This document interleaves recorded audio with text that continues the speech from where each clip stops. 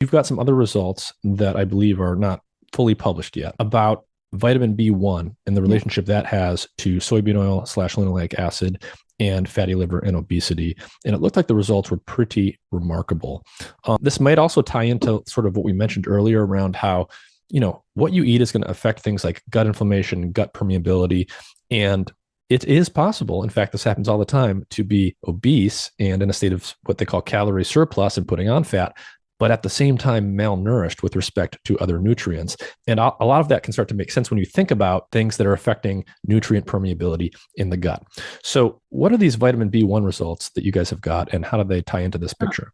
A guy named Michael Kenmar, I think that's how you pronounce his name, reached out to us, just sent us an email out of the blue about our linoleic acid soybean oil experiments. And he had the hypothesis that soybean oil was somehow impacting vitamin B1 metabolism. And he started up the Thymine Advocacy Foundation. So he was a big proponent of vitamin B1. And so what we did is that we had our regular soybean oil diet.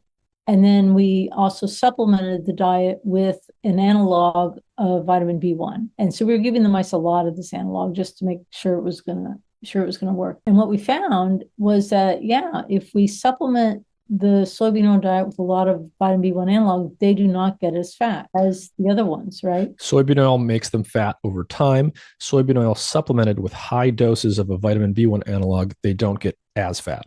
That soybean oil diet that makes mice obese, it does decrease the amount of vitamin B1 in both the liver and in the blood. It's that giving soybean oil seems to somehow decrease vitamin B1 in the liver and elsewhere. That can actually make vitamin B1 as they can the other B vitamins, and they can also degrade it or use it or deplete it. Got it. So there's probably at least three things I can think of that might control vitamin B1 absorption. There's how much you're ingesting and putting through your tubes, A. B, there's how much the bacteria are using, metabolizing, or producing more B1 within the gut itself, in addition to how much you eat in your food.